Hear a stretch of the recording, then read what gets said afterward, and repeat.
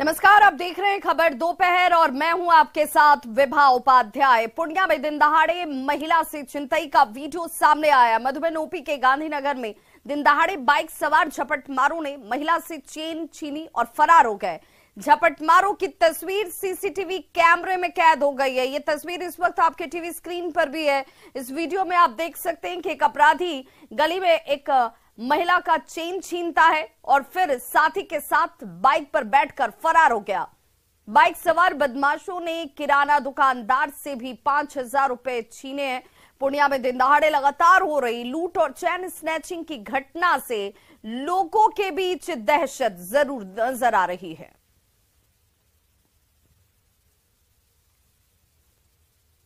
तो सीसीटीवी कैमरे में इन चोरों की तस्वीर भी कैद हुई है। दो तस्वीरें इस वक्त आप अपने टीवी स्क्रीन पर देख पा रहे हैं, जहां पर ये महिला अपने घर के पास खड़ी है और वहां पर ही गली में इसके गले से चेन छीनकर ये अपराधी देखिए कैसे फरार होता है। उसका दूसरा साथी बाइक पर तैनात नजर आया और जैसे ही चेन छीनकर ये शख्स यहां से भागता है, महिला भी इसका पीछा करती है। वहीं दूसरी तस्वीर जिसमें ये दोनों ही चोर जो हैं वो नजर आ रहे हैं, इनके चेहरे नजर आ रहे हैं।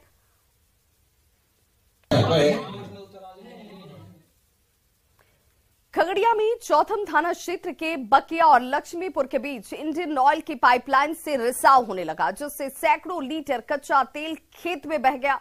ग्रामीणों ने जब तेल को खेत में बहते हुए देखा तो बाल्टी और मग लेकर तेल लूटने की होड़ से मच जाती है। तस्वीर देख लीजिए, इस वक्त तेल लूटने के लिए कैसे ग्रामीणों के बीच होड़ मची हुई है। कोई बाइक पर इसे लेकर ढो रहा है तो कोई हाथ में ही बाल्टी लेकर खेत की तरफ चल पड़ा है और खेत में फैला हुआ ये कच्चा तेल इस वक्त आपके सामने भी तस्वीरें आपके सामने, जहां पर खेत में ये कच्चा तेल बह गया है और लोग इसे लूटने के लिए जिसके पास जो भी है उसी में इस तेल को भरकर अपने घर की तरफ निकल जा रहा है। जैसे जैसे तेल बहने की खबर गांव में फैली, गांव से ग्रामीणों का हुजूम खेत की तरफ दौड़ पड़ता है।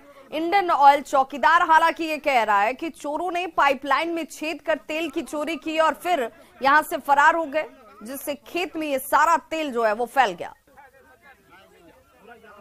लीकेज हुआ या नहीं, यहाँ चोरी हुआ। टैंकर का दाग है, सीधे सीधी दिखाई दे रहा है। रोड पर गया है टैंकर। अच्छा। और का लगभग कितना मतलब चोरी हुआ होगा अंदाज? चोरी आप देखिए मीटर से लगभग क्या एक टैंकर ले गया होगा और क्या 10,000-12,000 लीटर। हमारे 16,000। अगर बड़ा होगा तो 24,000, छोटा होगा तो 16,000। पुलिस डाल तो शराब माफिया पात। जी हां, बिहार में जब से शराबबंदी लागू हुई है तब से पुलिस और शराब माफियाओं के बीच लुका छिपी का खेल जारी है। शराबबंदी के बाद से शराब को लेकर प्रशासन लगातार अभियान चला रही है, लेकिन धंधेबाज है कि मानने को ही तैयार नहीं है। शराब तस्करी के लिए अक्सर नए नए तरीकों का इजाद किया जा रहा है ताकि इनकी तस्करी का ये धंधा चलता रहे। मुजफ्फरपुर की ये तस्वीर इस वक्त आप अपने टीवी स्क्रीन पर देख रहे हैं, जहां पर उत्पाद विभाग की टीम ने सड़क के भीतर बनाए हुए तहखाने से शराब को जब्त किया है। ये जो तस्वीर आप देख रहे हैं, लोग सड़क के नीचे से बोरियों में छिपा कर रखे हुए शराब को बाहर निकाल रहे हैं। सड़क के अंदर 6 फीट गहरा गड्ढा खोदा गया था और यहीं पर तहखाना बनाकर इस शराब को छिपा कर रखा गया था। उत्पाद विभाग की टीम ने अहियापुर थाने के दादर इलाके से सड़क के अंदर बने तहखाने से 4 बोरियां बरामद की हैं, जिनमें शराब रखी गई थी। गुप्त सूचना के आधार पर उत्पाद विभाग की टीम जब यहां पर पहुंचती है तो ढलाई वाला रोड था जो कि बस्ती के अंदर जा रहा था और सड़क के बीचों बीच गोल आकार का स्लैब रखा हुआ था। इसे देखकर टीम को संदेह हुआ और जब स्लैब को हटाया गया तो सड़क के नीचे गड्ढा बनाकर शराब को स्टॉक किया हुआ था। बीच सड़क में 6 फीट गड्ढा खोदकर बोरी के अंदर शराब की ये बोतलें छिपाई गई थी। जांच में स्थानीय राजा नाम के युवक की संलिप्तता का पता चला है। अब इसे पकड़ने के लिए पुलिस की तरफ से इस वक्त छापेमारी की जा रही है और मामला इस शख्स के खिलाफ दर्ज कराया गया है।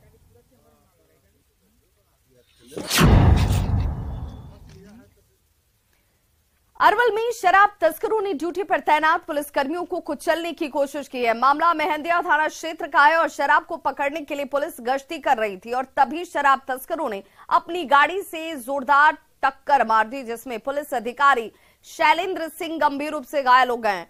इलाज के लिए इन्हें फिलहाल सदर अस्पताल में भर्ती कराया गया है। तस्वीरें आप देख रहे हैं जहां पर शैलेंद्र सिंह का इलाज इस वक्त सदर अस्पताल में हो रहा है। बताया जाता है कि पुलिस को विदेशी शराब की तस्करी की सूचना मिली थी, जिसके बाद वो NH 139 पर मेहंदिया थाने के पास में छापेमारी कर रही थी और इसी दौरान शराब तस्करों ने पुलिस को कुचलने का प्रयास किया। हालांकि पुलिस ने पीछा करते हुए शराब तस्करों को ही धर दबोचा है।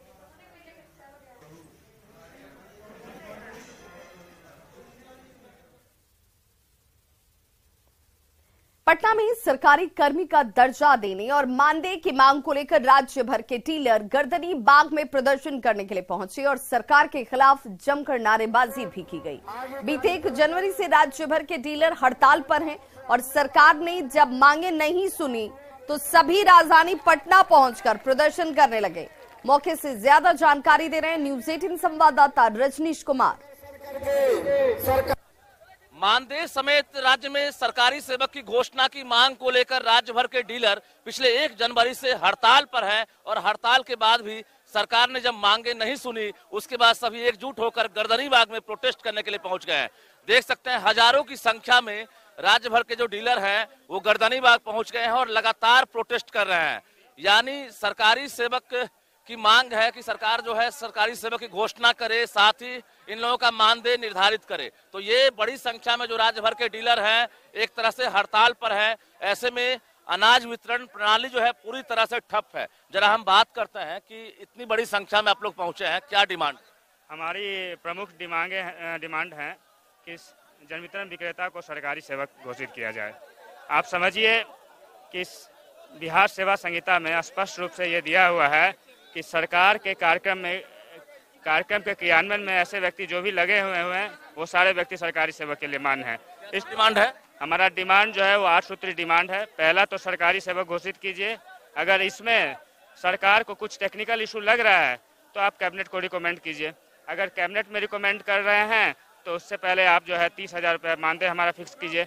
आज सरकार को हम लोगों ने मेमोरेंडम देने आया था, अल्टीमेटम देने आया था कि हमारा पूरी नहीं पुरानी मांग है कि बिहार नहीं पूरे देश के जन वितरण विक्रेताओं को सरकारी सेवक का दर्जा दो। इसके बाद जो काम कराना है हमसे करा करो। अगर आज सरकार से वार्ता के बाद जो निर्णय संयुक्त मोर्चा की ओर से, व्यक्तिगत मेरा नहीं, संयुक्त मोर्चा के ओर से जो निर्णय होगा वो हम लोग 4 बजे घोषणा करेंगे जो क्या करना है। सरकारी सेवक की घोषणा करे सरकार या फिर मानदेय निर्धारित करे, जिसको लेकर देख सकते हैं राज्य भर के जो डीलर है यानी 55,000 की संख्या है और सभी गर्दनी बाग बताया जा रहा है कि पहुंच गए हैं। एक बार हम कैमरा पैन करके दिखाना चाहते हैं। देखिए आपकी जहां तक आपकी नजरें जाएंगी यानी हजारों की संख्या में डीलर जो है पटना पहुंच गए हैं और सरकार से साफ तौर से डिमांड कर रहे हैं कि हमारी मांगे पूरी करो, अन्यथा ये आंदोलन जो है जारी रहेगा। हालांकि अब तक आश्वासन नहीं मिला है और लगातार आंदोलन जारी है। रजनीश कुमार, न्यूज 18 पटना। और बड़ी खबर बक्सर से आ रही है, जहां किसानों ने चौसा में बन रहे थर्मल पावर प्रोजेक्ट के मेन गेट पर ताला चढ़ दिया है। पूरा मामला जमीन के मुआवजे से जुड़ा हुआ है। दरअसल इस प्रोजेक्ट के तहत चौसा में गंगा नदी से पानी की पाइपलाइन को जाना है और इसके लिए किसानों की जमीन का अधिग्रहण किया गया है, लेकिन उचित मुआवजे को लेकर किसानों में आक्रोश नजर आ रहा है। नाराज किसान तालाबंदी कर प्रदर्शन कर रहे हैं। लेकिन आप लोग गुप्त तरीके से लो लीजिए, तो काम नहीं हो जाएगा किसानों के साथ, मजदूरों के साथ। बगहा में बाघ के हमले में 2 लोग घायल हो गए। घटना नौरंगिया थाना के सिरसिया गांव की है, जहां जंगल से भटककर गांव के सटे हुए खेत में काम कर रहे किसान और एक बच्ची पर बाघ ने हमला कर दिया। दोनों को इलाज के लिए अनुमंडलीय अस्पताल में भर्ती कराया गया है। बाघ के हमले में सिरसिया गांव वार्ड संख्या 7 के निवासी कोलाई मुसहर की बेटी सोनम कुमारी और किसान सुभाष मुसहर घायल हो गए। बाघ की तलाश में वन विभाग की टीम इस वक्त जुटी हुई है। बाघ मैंने भेटा भी रहा था 7 फुट तो हम लड़किया के छेड़ बाघवा बाद पकड़लक के काटे करना तो हम ढाका मन के मन के बचौनी तो हमके काटा ये बतिया रोबे कटला सर और क्या लगे बस 2 जन हमारे जख्मी हुए थे बाघ के हमले से। अभी इलाज करवा कर गए हैं। एक सुभाष मुसहर है और एक सोनम कुमारी है। सर उसका स्थिति कैसा था? सोनम की स्थिति था कि पैर से थोड़ा मांस खींच के चला गया है ना। तो हम लोग उसका प्राइमरी ट्रीटमेंट कर दिए हैं। बहुत ज्यादा सीरियस वाला मामला नहीं है सोनम कुमारी का। वहीं कोयलांचल धनबाद से बड़ी खबर आ रही है, जहां तोपचांची में बाइक ब्लास्ट मामले में आरोपी के घर से बरामद 264 पीस पावर जिलेटिन को सीआरपीएफ ने नष्ट कर दिया है। रविवार को आरोपी के घर से सुरक्षा बलों ने 264 पीस पावर जिलेटिन जब्त किया था। आपको बताते चलें कि रविवार को बाइक की डिक्की में हुए ब्लास्ट के बाद 5 महिलाएं गंभीर रूप से घायल हो गई थी, जिसके बाद आरोपी के घर पर छापेमारी की गई और यहां से पुलिस को भारी मात्रा में जिलेटिन बरामद हुआ।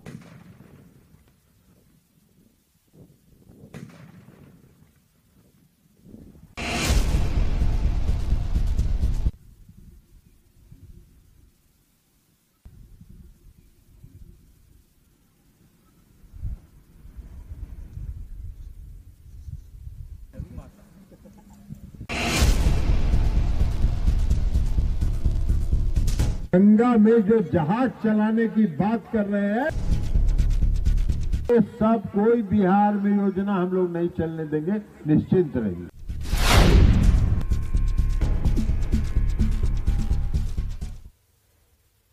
तो गंगा में गाद है और गाद से गंगा में बाढ़ आती है। बाढ़ से तबाही मचती है और हर साल भारी बर्बादी होती है।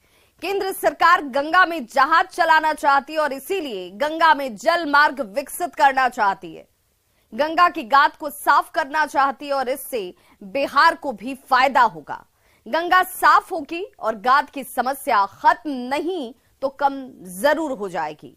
लेकिन जेडीयू अध्यक्ष ललन सिंह केंद्र की योजना को बेकार बता रहे हैं और इस योजना को जनता के पैसे की लूट बता रहे हैं। इतना ही नहीं, वो चेतावनी भी दे रहे हैं कि बिहार में वो ऐसी किसी भी योजना को चलने नहीं देंगे। तो सवाल ये उठता है कि ललन की ललकार से क्या केंद्र की योजना बेकार हो जाएगी?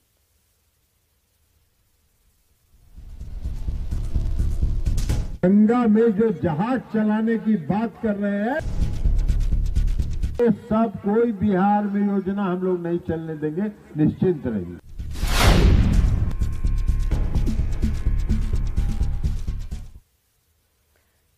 तो दरअसल मुंगेर में जेडीयू अध्यक्ष ललन सिंह जनसंवाद कर रहे थे और इसी दौरान गंगा में कटाव की समस्या पर चिंता व्यक्त की और कहा कि गंगा में गाद का पहाड़ बन गया है। उन्होंने कहा कि इस गाद के पहाड़ से होकर केंद्र सरकार गंगा में जहाज योजना चलाना चाहती है। उन्होंने इस योजना को जनता के पैसे की लूट करार दिया और साफ सफाई की बात को उन्होंने ढकोसला कहा। उन्होंने कहा कि चेतावनी मैं देता हूं कि बिहार में केंद्र की किसी भी ऐसी योजना को मैं सफल नहीं होने दूंगा। सुनिए ललन सिंह ने क्या कुछ कहा है। केंद्र सरकार जो योजना बना रहा है जहाज का ना, वो पैसा का बर्बादी कर रहा है। वो योजना कभी सफल नहीं होने वाला है। हम सिंचाई मंत्री जब थे तो केंद्र के लोग आए थे और मुख्यमंत्री जी नीतीश कुमार जी ने उसका लिया था। गंगा का हालत आप लोग को मालूम है ना, कितना ज्यादा इसमें गाद जमा है, कितना भारी गाद जमा है। पहाड़ बन गया है गाद का गंगा नदी में। और गंगा में जो जहाज चलाने की बात कर रहे हैं, वो जनता के पैसा का लूट करने का काम कर रहे हैं। वो जनता का पैसा लूट रहे हैं, इसलिए कि हर साल आप जहाज चलाइएगा, हर साल गंगा के खाद को जो गाद है उसको साफ करिएगा और फिर अगला साल बाढ़ में गाद जमा हो जाएगा। ये पैसा का लूटे ना है। ये सब कोई बिहार में योजना हम लोग नहीं चलने देंगे, निश्चिंत रहिए। तो ललन सिंह के बयान पर अब सियासत भी तेज हो गई है। बीजेपी ने ललन सिंह को नसीहत दी, वहीं कांग्रेस और आरजेडी और जेडीयू ने ललन सिंह के बयान का समर्थन किया। आप गंगा की बिहार में योजनाएं नहीं आने देंगे केंद्र का। गंगा में अपने भ्रष्टाचार की गंगोत्री बहाएंगे। आप जितने बिहार में गंदगी और भ्रष्टाचार फैलाए हुए हैं सब गंगा में बहाते हैं, लेकिन केंद्र की योजनाएं बिहार में नहीं आने देंगे गंगा के लिए। आप गंगा को भी दूषित करने में लगे हैं। गंगा को भी आप नहीं बकसने वाले हैं। बिहार को तो नहीं बकस रहे हैं, गंगा माँ को बकस दीजिए। अंतिम समय में सबको वहीं जाना है। बिहार के लिए बनाई गई नमामि गंगे की योजनाएं हो या केंद्र सरकार की गंगा नदी से जुड़ी हुई कोई भी दूसरी योजना हो, उसका बिहार की जमीनी हकीकत और जमीनी समस्याओं से कोई लेना देना नहीं है। वो तो सिर्फ और सिर्फ एक विशेष राजनीतिक दृष्टिकोण से बनाई गई योजनाएं हैं। इसीलिए जब ललन सिंह जी ये बात कहते हैं कि केंद्र सरकार की योजनाएं बिहार में लागू नहीं होनी चाहिए, तो उनका यह कहना है कि चूंकि केंद्र सरकार की किसी भी योजना से बिहार में सुखाड़ और बाढ़ की समस्या का निदान नहीं हो पाएगा। भाजपा के नेतृत्व में चल रही केंद्र की सरकार की यह नीति रही है, बिहार के साथ पक्षपातपूर्ण रवैया अख्तियार करना, बिहार को बिहार का हक नहीं देना और किसी भी योजना को लेकर सिर्फ मार्केटिंग करना। महिमा मंडन करने में और मार्केटिंग करने में तो ये लोग पारंगत है ही। हमारे राष्ट्रीय अध्यक्ष आदरणीय ललन सिंह जी ने इस संदर्भ में जो भी बातें कही हैं एकदम ठीक और उचित कही हैं। गंगा माँ पवित्र नदी है और इसमें अगर कोई भ्रष्टाचार की नदियां बहाने का प्रयास करेगा तो उसे तो सही राष्ट्रीय अध्यक्ष जेडीयू के आदरणीय ललन सिंह जी ने कहा है कि नहीं होने देंगे। मकर संक्रांति पर तेजस्वी यादव दही चूड़ा का भोज करने वाले हैं और इस पर सियासी बयानबाजी भी शुरू हो चुकी है। सुनिए किसने क्या कुछ कहा है इस सियासी भोज को लेकर। और पहले भी लालू के घर पर भोज हुए थे और लालू ने दही का टीका नीतीश कुमार को लगाया था और कहा था कि दही फटेगा नहीं, लेकिन उसके बाद दही भी फट गया और गठबंधन भी टूट गया। फिर अभी दही चूड़े का भोज होने जा रहा है और फिर जो है से दही जमा नहीं रहेगा, यह मकर संक्रांति के बाद पता चलेगा। भारतीय जनता पार्टी की स्थिति उस बिल्ली की तरह है जो इस इंतजार में होती है कि कब छीका टूटे, उसका कुछ भला हो जाए। लेकिन मैं उन लोगों से ये कहना चाहती हूं कि मकर संक्रांति के बाद एक चीज तो होना तय है, बिहार में तो इंटैक्ट है ही महागठबंधन के तमाम घटक दल, ये तमाम विपक्षी दल देश में एकजुट और एक प्लेटफॉर्म पे तो जरूर आएंगे मकर संक्रांति के बाद। भारतीय जनता पार्टी के लोगों को मैं आश्वस्त करती हूँ। मकर संक्रांति के दही के लिए ऐसी अशुभ और अमंगलकारी बात भाजपा के लोग ही कर सकते हैं। सनातन धर्म का अपमान करना उनके मूल चरित्र का हिस्सा है। खैर छोड़िए, भाजपा वालों को यह बता दीजिए कि ई दही बा सोही अब इहे बिहार में रोही। इनको जितना उछलना कूदना है कूद ले। आदरणीय लालू प्रसाद जी ने भी मनाया था मकर संक्रांति और आदरणीय नीतीश कुमार जी को तिलक लगा के बोला था दही का कि यह जम गया है, दही के तरह टूट है। और उसके कुछ ही दिन के बाद आदरणीय मुख्यमंत्री जी ने उस दही से कितना बड़ा रायता फैलाया है पूरे बिहार और देश को पता है। फिर आदरणीय उप मुख्यमंत्री जी चले हैं इसको मनाने के लिए, मकर संक्रांति में फिर से दही का तिलक लगाने के लिए। दही जो है पूरे तरीके से जमा हुआ है और उन लोग का दही जो है, जो बीजेपी वाले लोग हैं, उन लोग का दही जो है वो रायता बन गया है और हम लोग के दही के साथ इस बार तिलकुट का मिठास भी होगा और चाचा भतीजे की जो जोड़ी है वो बिहार में सुपर हिट होगी। समाधान यात्रा पर बिहार बीजेपी के अध्यक्ष संजय जायसवाल का हमला सीधे तौर पर नजर आया। यात्रा को उन्होंने टाइम पास यात्रा बताया, यात्रा से समाधान नहीं हो रहा है ये कहते हुए नजर आए संजय जायसवाल। और राज्य सरकार की कोई योजना काम नहीं कर रही है, केंद्र की योजना का क्रेडिट जो है वो लिया जा रहा है। सीएम और डिप्टी सीएम पर उन्होंने आरोप लगाया, दोनों राज्य की समस्या को बढ़ा रहे हैं। खाद पर झूठ बोल रही है सरकार। तो समाधान यात्रा पर सीधे तौर पर निशाना साधते हुए संजय जायसवाल।